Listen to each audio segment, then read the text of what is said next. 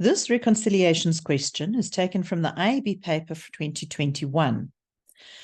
Jay owns a gym called Fun Fitness. Fun Fitness buys all their equipment from Muscle Machines because they give them a 12% trade discount on all purchases, although they expect to be paid within 30 days of the statement. Muscle Machines is their only creditor. The other companies that sell the same equipment offer a 3% trade discount, but can be paid within 90 days of the statement. Now, it's quite interesting to have a look at these options here, because on the one hand, you are benefiting from a higher trade discount, but on the other, you have to pay earlier, which might affect your cash flow. And so it's quite interesting to compare those two options and see which is actually more financially viable. You can see that you're then given a bunch of information. You've got a statement from Muscle Machines with information about what the terms, etc. are. You've got some balances, and you've got information for question 5. So that's actually quite nice because it means we don't have to worry about that information for any of the other questions, only for question 5. Before we start using all the information, let's go and see what is required. The first thing is we need to do an age analysis as it would appear at the bottom of Fun Fitness's statement. Ignore all errors and omissions and use only the figures given in the statement. What I would be inclined to do here is immediately go to my statement and make a little note there that I'm going to use that for question number 1. Show all the figures that go into each block. You do not need to total each block. Number 2, Jay made the decision to keep Muscle Machines as a supplier, even though Fun Fitness does not always have the cash flow to be able to pay within 30 days of the statement. So that's obviously a little bit problematic because we already saw that although it's much more beneficial for the trade discount, the terms are not as favorable as the other suppliers.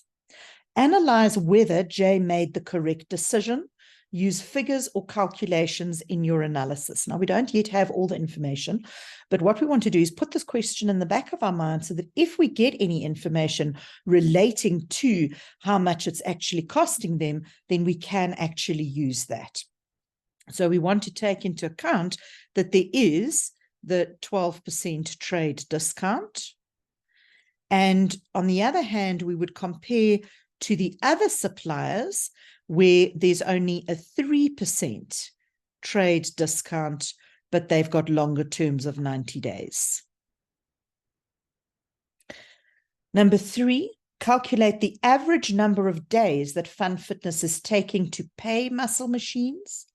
Basically, if you're looking for your average number of days to pay, you're looking for your creditor's payment period.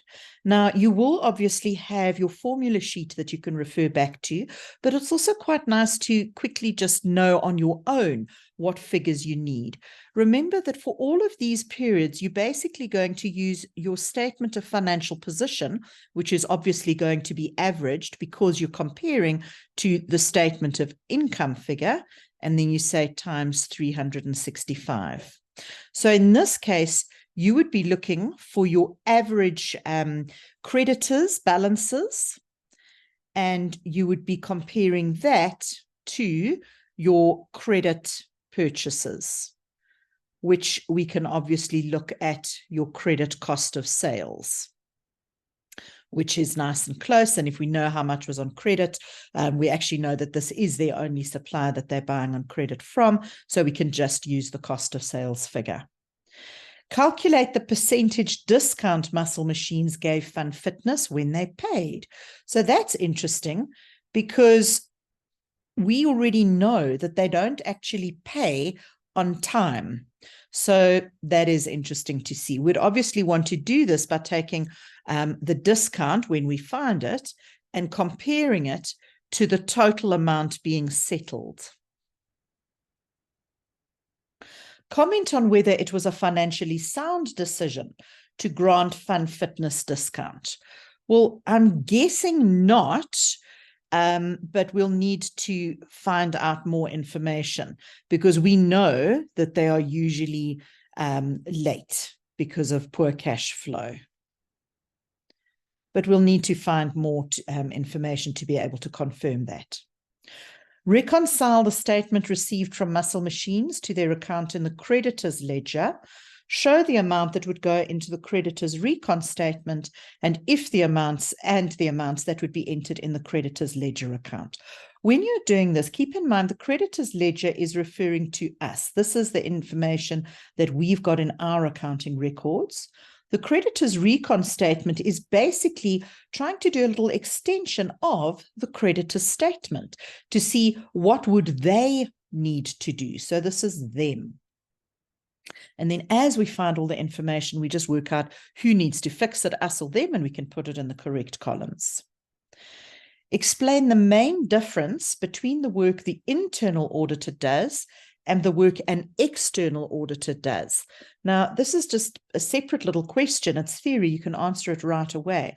The most obvious thing is internal is obviously inside the business and employed by the business, whereas external is outside the business and not employed by the business, quite obviously. But the purpose of them, the internal auditor is trying to check the controls that are in place to protect business assets.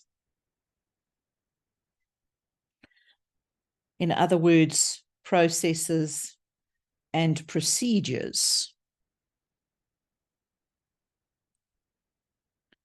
to protect the assets.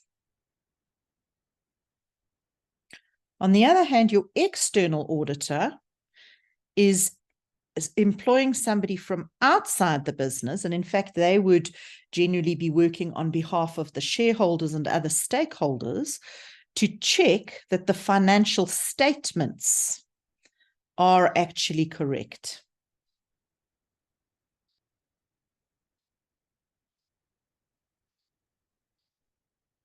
In other words, do they accurately represent the actual state of affairs of the business?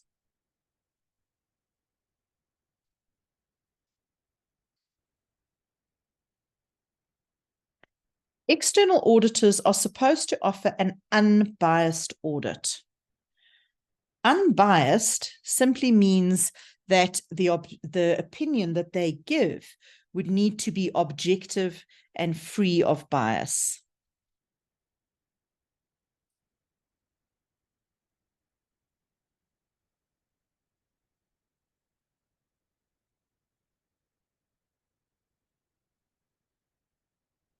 Discuss 2 processes an internal auditor should look at when auditing creditors.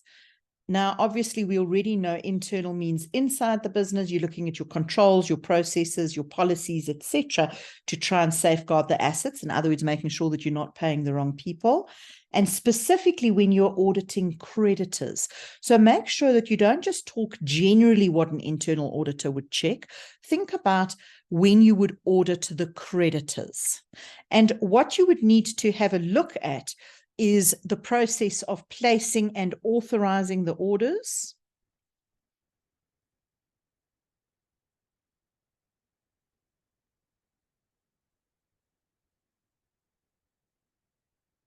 In other words, who has got the power to sign, to authorize an order being placed, that no, you can't just have any old employees going and ordering whatever they want, because obviously that could get rather expensive and they might be ordering stuff for themselves and taking it home, which is obviously not right.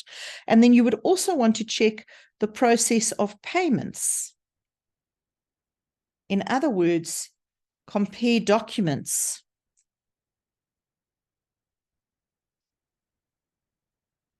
I.e. delivery notes versus orders versus invoices, etc. And obviously statements. And in that way, you would hopefully ensure that only the correct items are actually being ordered and paid for. Right, now that we've answered all of those nice, easy little questions, we can go and play with all the numbers. If we look at the information here, we can see that the first thing is we need to use the information from the statement to go and do the age analysis. So let's go and have a look at the information that is provided over here.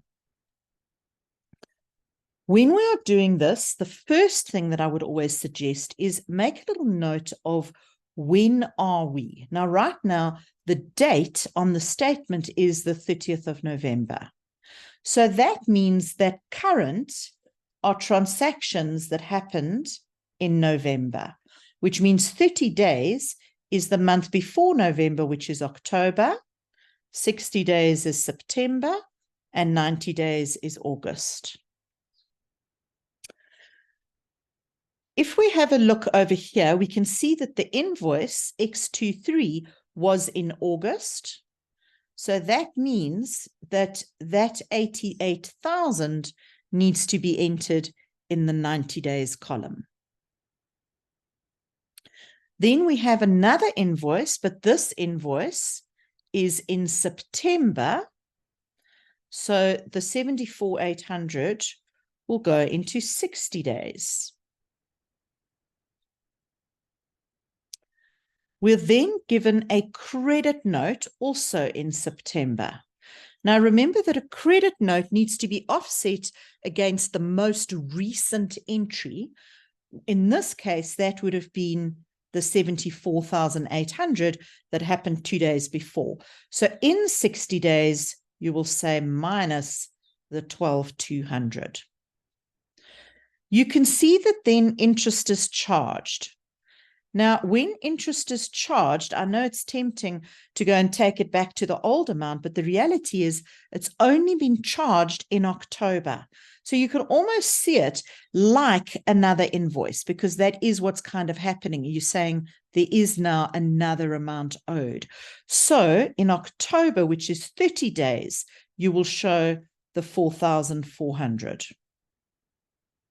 You've then got your invoice X32 for 120,000. That is also in October. So we can simply add that. And finally, we have an EFT at last.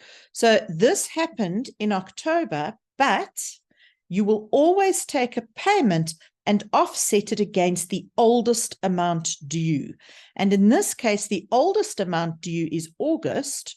So you'd go to August and say minus 81,840, and also the discount of 6,160.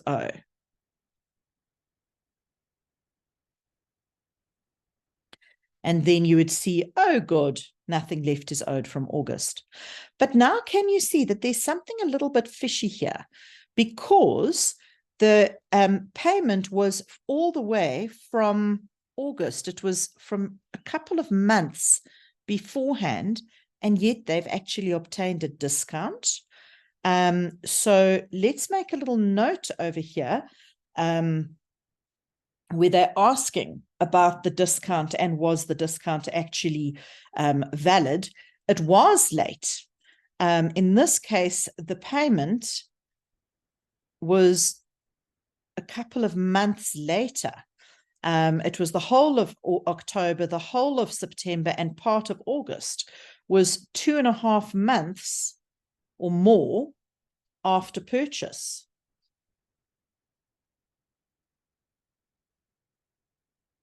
And we can still go and tidy that question up better later. But for now, at least, as soon as we see something that seems a little bit odd, we can go and make a note of it. Now we can see the last one is there's some more interest that has been charged, 3,730. And so we can go and add that in November as 3,730 that has been charged. So that's how you'll do your age analysis. It's actually very simple and straightforward. You just remember that a payment will go to the oldest amount, and obviously a credit note will go to the newest amount. Jay made the, then we go over here, the terms. Now, interestingly, discount granted on payments within 30 days of statement. And that was not the case. So now we can make a note here that the discount should have been within 30 days, or the discount should have been for payments within 30 days.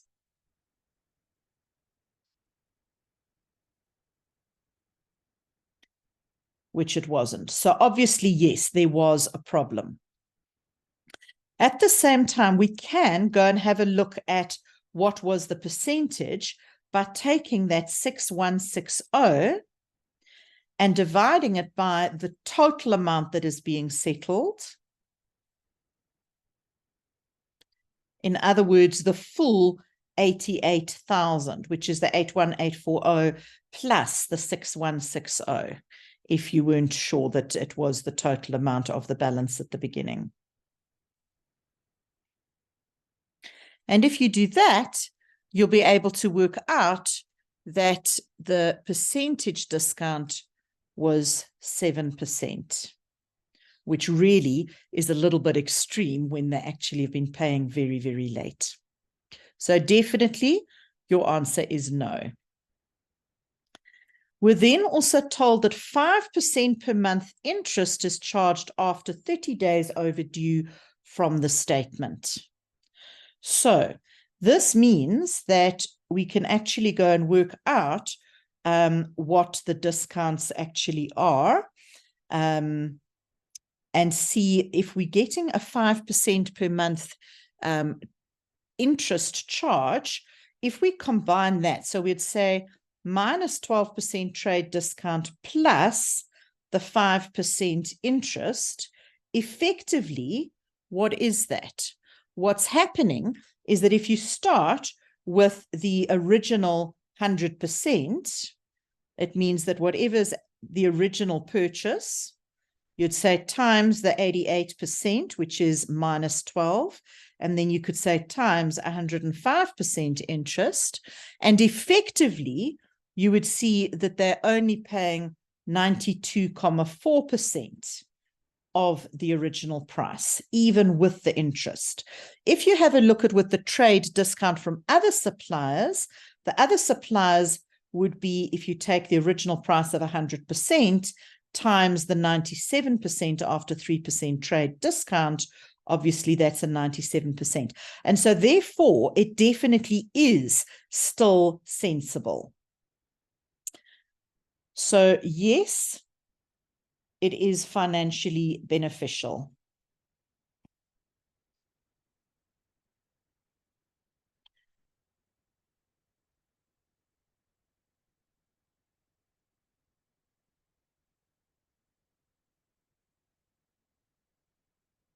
The credit note N73 was for equipment returned that was bought on invoice X27.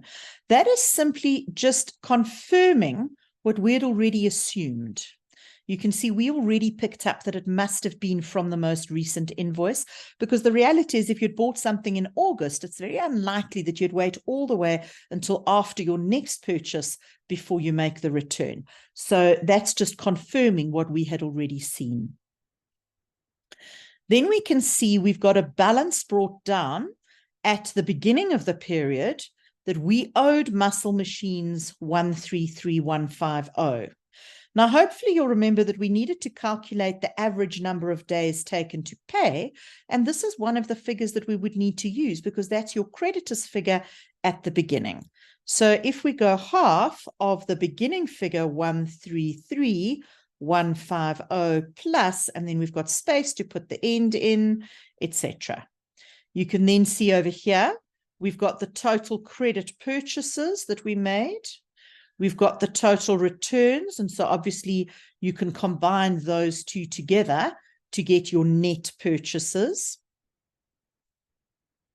790,800 minus the 80,700 is the credit purchases from Musclemania.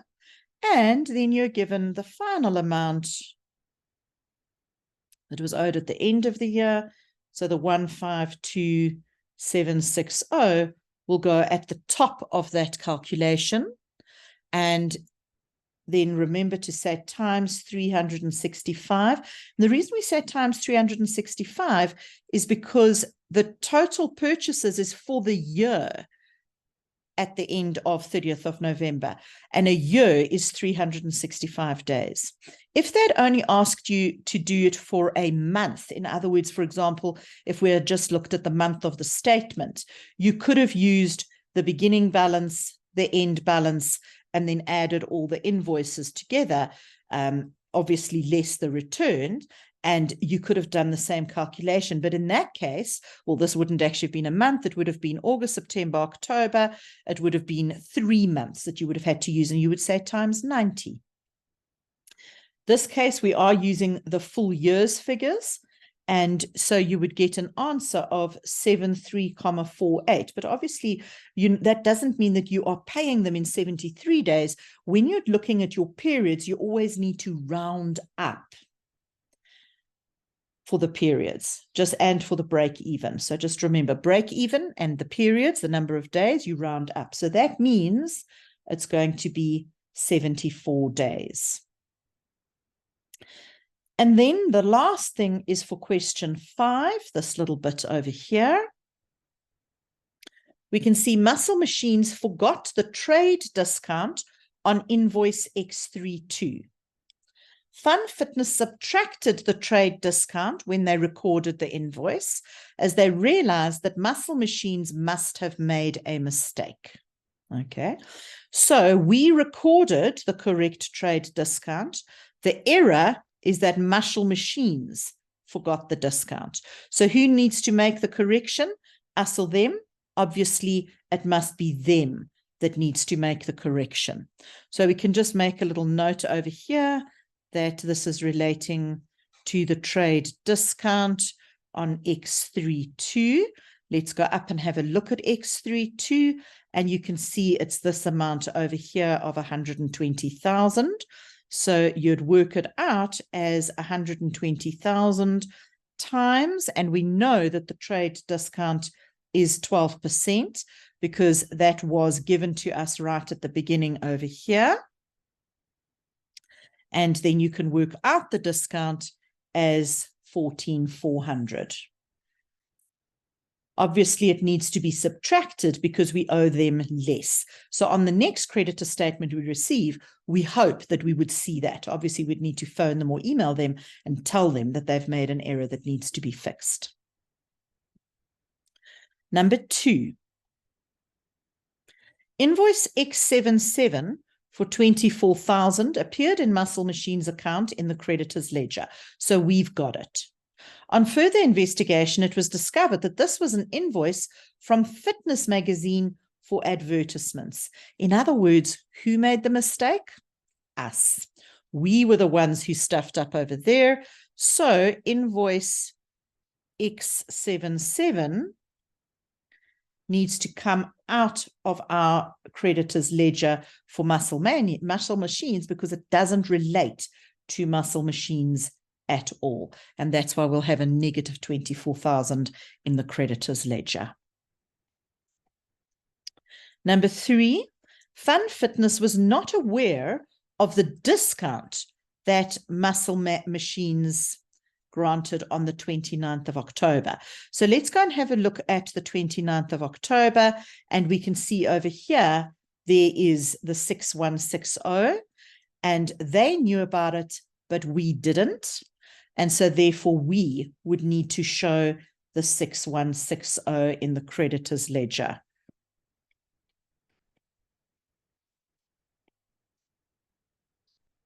Number 4,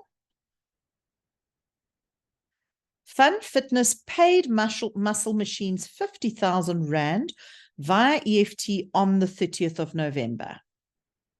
This was entered in the cash payments journal and posted to the ledgers. If we go and have a look at the statement, you can see that there is no 50,000 Rand.